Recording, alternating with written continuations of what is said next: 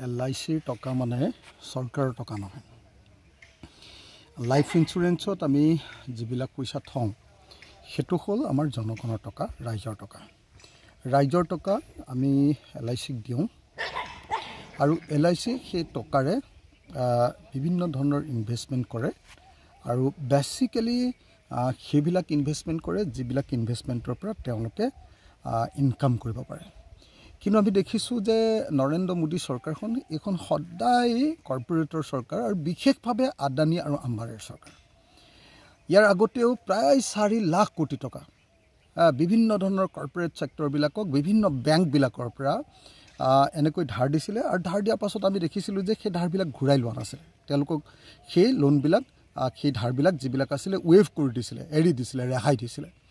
এতিয়াও আমাৰ যদি LICৰ পৰা 25,000 কোটি টকা এনেকৈ লৈ যায় তেতিয়াহ'লে LICত ধন থোৱা মানুহবিলাকৰ সম্পূৰ্ণৰূপে তেওঁলোকৰ যি পুঁজি, তেওঁলোকৰ যি ধন, তেওঁলোকৰ যি বিনিয়োগ, সেই বিনিয়োগ সম্পূৰ্ণৰূপে অথলে যাব। আকৌ চৰকাৰে কোনোবা এদিন যিকোনো মুহূৰ্ততে আদানীক সেই ধন ৰেহাই দি দিব। তাৰ ফলস্বৰূপে কি হ'ব, আমাৰ LICয়ে সেই পইচা ঘূৰাই নাপাব আৰু যিকোনো মুহূৰ্ততে LIC সম্পূৰ্ণৰূপে ধ্বংস হৈ যাব পাৰে। এনেকৈ আমি দেখিছোঁ যে এটা এটাকৈ এনেকুৱা ৰাজহুৱা খণ্ডৰ যিবিলাক আমাৰ বেংক প্ৰতিষ্ঠান, ইঞ্চুৰেঞ্চ প্ৰতিষ্ঠান, সেই প্ৰতিষ্ঠানবিলাকক নৰেন্দ্ৰ মোদী চৰকাৰে ধ্বংস কৰি নিছে।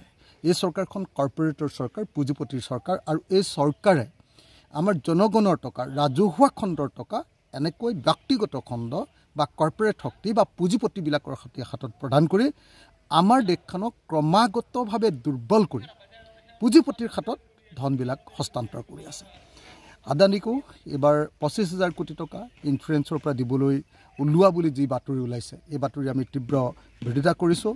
আমি কোনোপধ্যে এইটো মানি ল'ব নোখোজোঁ আৰু কোনোপধ্যে আমাৰ ৰাজহুৱা খণ্ডৰ ধন যাতে ব্যক্তিগত পুঁজিপতি, তাকো পৃথিৱীৰ 2 নম্বৰী পুঁজিপতি আদানীৰ হাতত যাতে নিদিয়ে তাৰ কাৰণে চৰকাৰক আমি সকীয়াই দিছোঁ আৰু যদিহে দিয়ে তেতিয়াহ'লে সমগ্ৰ ভাৰতৰ মানুহে ইয়াৰ বিৰুদ্ধে প্ৰতিবাদ আমি গঢ়ি তুলিব লাগিব। LICত একেবাৰে আমাৰ সাধাৰণ শ্ৰেণীৰ মানুহৰ পৰা লোৱাৰ মিডল ক্লাছ বুলি যাক কওঁ আমি, লোৱাৰ মিডল ক্লাছৰ মানুহবিলাকে আৰু মিডল ক্লাছৰ মানুহবিলাকে আচলতে পইচা থয় আৰু সেই টকাবিলাক সাধাৰণতে থয় কি তেওঁলোকৰ জীৱনৰ নিৰাপত্তাৰ কাৰণে।